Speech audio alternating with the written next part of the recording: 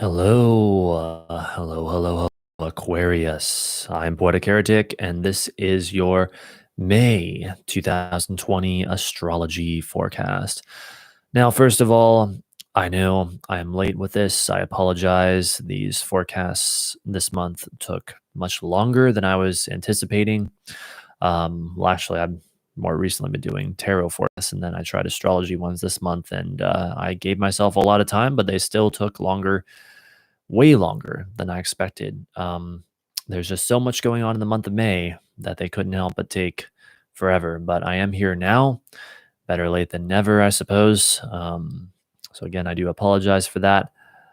But without further ado, prepare yourselves, my dear Aquarians, for this is your May 2020 forecast. Early in the month, we have on May 4th the Sun conjunct Mercury in Taurus in your fourth house of home. The powerful life force of the Sun is lighting up your mind, communication, and what you study, write about, or talk about. And this is happening in the realm of your home and family, especially with revolutionary Uranus co-present with this conjunction. Expect breakthroughs in your home life in the form of ideas, realizations, or revelations. Alternatively, you may experience a sudden powerful desire to break free from your home or change it in a radical way. These ideas or realizations may also cause changes in your major relationships, your fun, joint finances, or issues of life and death. Next, we have on May 7th the full moon in Scorpio in your 10th house of career. The full moon is where things come to a head and culminate in a powerful way. And this month there is, I must say, one hell of a full moon. With it taking place in Scorpio, its overall mood will be deep, dark, intense, and emotional. It is activating your 4th and 10th house axis, and thus you can expect things to come to a head in your home and family life. Image. What makes this one hell of a full moon, however, are the powerful aspects to it. The moon itself is applying to a trine to Neptune in Pisces in your 2nd house, adding an element of dreaminess to the mix. You may experience a creative or spiritual breakthrough at the time of this full moon involving your finances and or self-image. Recall earlier what I said about the Sun conjunct Mercury. At the time of the full moon, the half of the full moon aspect, that is the Sun, is still conjunct Mercury, the two of them only 3 degrees apart. This is a strong indicator of conflict between reason and emotion. This will likely play out in one-on-one arguments, with one person representing reason and the Sun-Mercury conjunction, and the other person representing emotion and the moon in Scorpio. Our challenge will be to experience this with compassion for the other person and their perspective. As if all this wasn't enough, at the time of the full moon, the Sun-Mercury aspect of it will be applying to a trine to both Pluto and Jupiter in Capricorn in your 12th house. So we have this full moon also bringing light to deep, dark, perhaps psychological issues, belief systems, and perhaps one's worldview. Expect powerful breakthroughs in these areas, such as the revelation of a deep truth through the application of reason to emotion, causing an expansion in one's worldview or ideas.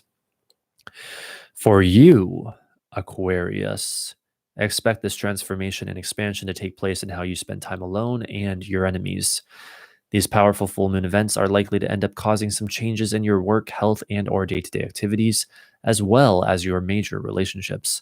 To a lesser extent, your career and public image, finances, and shared resources, as well as your creative self-expression, may be affected by this powerful full moon. Moving on to the middle part of the month, the first main event we have is Venus stationing retrograde on May 13th in Gemini and your 5th house. Not only is this highly significant by itself, but we also have Venus, as it is stationing retrograde, in a tense square with Neptune in your 2nd house. What's so interesting about this is that normally Venus square Neptune would only last perhaps a couple of days, but due to the retrograde, this Venus square Neptune is effectively lasting for the entire month, only beginning to lose power in the last week or so of May. Furthermore, since Venus will eventually square Neptune again in late July once it is direct, this aspect is actually the beginning of a cycle lasting at least from May through July of this year. Now, what is this all about, you may ask? Let's break it down. Venus is the planet of love and relationships. As Venus stations retrograde, expect love and relationship stuff to be stirred up in your life, with an added emphasis on the past, as is the nature of retrogrades. A lover from the past could reappear. You may find yourself coming to terms with an old relationship. An old friend may even show up in your life during this time. As mentioned, this retrograde is taking place in your fifth house of creativity, so expect this revisiting of the past to involve your fun, love, romance, and or creative self-expression. The square to Neptune tells us that, I'm not going to lie, this blast from the past may be stressful, riddled with confusion, and cause you to question what is real and what is illusion. It may involve money and or your self-image. An event may occur involving this situation that forces you to take a new and uncomfortable action, but that nevertheless results in activity in new areas. These new areas, as well as the areas likely to be affected by this transit, are your home and family, your belief systems and spirituality, and your finances. I also want to add that with the Sun just having perfectly sextile Neptune just a couple days prior to Venus exact stationing retrograde, the lighting up of what is hidden and mysterious is also quite probable with this overall situation. You may be given an opportunity to use reason to shed some light on the Neptunian mystery of this development. Remember, every single thing I've said about this Venus retrograde is part of a longer cycle lasting from this month at least through the end of July. Though the exact station is May 13th, do not expect that to be the exact date of the beginning of these developments.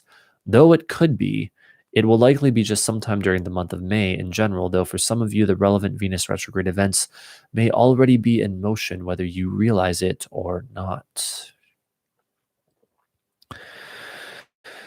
Moving on, we have two key aspects in a row. On May 15th, the Sun trines Pluto in Capricorn in your 12th house, and almost immediately after that, on May 17th, the Sun trines Jupiter also in Capricorn in your 12th house. We will be treating this as one overall event since that is what it is likely to manifest as for most people, even if it has perhaps two phases. The Sun trine Pluto is, as alluded to earlier in the full moon delineation, a breakthrough that brings the light of awareness to that which is deep, dark, and powerful.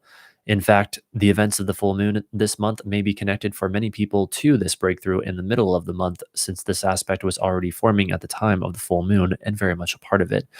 For phase two of this event, the Sun trine Jupiter, the life force powerfully energizes an expansion of one's worldview, growth, and or belief systems. Reason harmonizes with belief. For you, Aquarius, this will likely play out in how you spend time alone, though it may also have to do with, yet again, your home and family life, a transformation that leads to an expansion of your ideas or beliefs, resulting in changes to your major relationships. Looking now more towards the end of the month, indeed the main event is the new moon in Gemini on May 22nd, occurring on the same day as the Mercury-Venus conjunction co-present with it in Gemini. This new moon, similar to the full moon earlier in the month, is powerfully aspected, and there is quite a bit about it to unpack. First of all, both it and the Mercury-Venus conjunction are taking place in your fifth house of creativity, so expect new beginnings involving your fun and creative self-expression. With the Mercury-Venus conjunction also perfecting the same day, it may be on or around this day for many of us that we see a significant event involving the Venus retrograde stuff happen. For as Mercury conjuncts Venus, it stirs up all that retrograde Venus square Neptune stuff. The new moon is in a powerful trine with Saturn in Aquarius and thus your first house. This adds an element of stability and structure to the new moon. There may be breakthroughs involving your commitments, responsibilities, and or things you've been trying to manifest, especially when it comes to you personally. Furthermore, this new moon is in an applying square to Mars and Pisces in your second house. So, despite the stability offered to this new moon by Saturn, it will still be stressful for many on some level, particularly due to anger, either in yourself or others, aggression, or the need to take focused action, possibly resulting from an event that pushes you into new areas of activity. This stress, anger, and any event associated with them will likely involve your creative self-expression and or your finances. Fortunately, both the new moon itself and stabilizing Saturn are in air signs, which should make it easier for us to maintain a level of intellectual detachment so that any explosive emotions are easier to process. And as if all that wasn't enough, matters are complicated still further when we observe that Mars being squared by the new moon is itself in and applying sextile to Uranus and Taurus and your fourth house at the time of the new moon. This could manifest as an opportunity you can create involving your motivation, drive, and focused action, as well as awakening, freedom, and breakthroughs. But you must understand, Mars connecting with Uranus is highly explosive energy. If you do not create or take the opportunity this offers, a rather dramatic event may occur around the time of the new moon to make possible for you the option to make the necessary changes. Uranus wants to break free at all costs. Mars is angry and always ready for war. When they connect through any major aspect, expect explosive developments. This will manifest in the area of your money or self-image and or your home and family. Just be careful, because the highly volatile energy of these planets can create the risk for accidents and injuries. Whatever form the new moon as a whole takes for you, it is likely to result in changes or new developments in your major relationships, your work, health, and or day-to-day activities, and you personally. I'm nearly dropping my tablet here. All in all, the month of May is yet another month of many dynamic developments. These are wild times in which we now live, and the month of May continues that wildness and intensity. There are powerful breakthroughs bound to happen, powerful emotions that must be experienced and processed, new insights, realizations, and revelations to be had, ghosts of past relationships to be confronted, and an inexorable desire for freedom that refuses to be held down any longer. Let the glorious adventure that is May 2020 begin. All right, Aquarius, that is your May forecast. I hope you enjoyed. If you did, feel free to like and subscribe.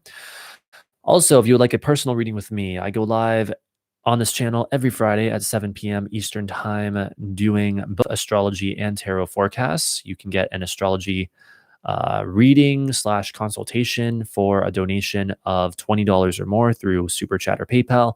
If that's a bit too pricey, I understand. Alternatively, you can get a tarot reading for a donation of any amount, even as little as $1 through Super Chat or PayPal. Let me say that correctly. So again, that's every Friday at 7 p.m. Eastern Time right here on this channel. I hope to see you there. So thank you so much, Aquarius. Thank you for watching. I hope you have a great month of May, and I will see you next time. Bye for now.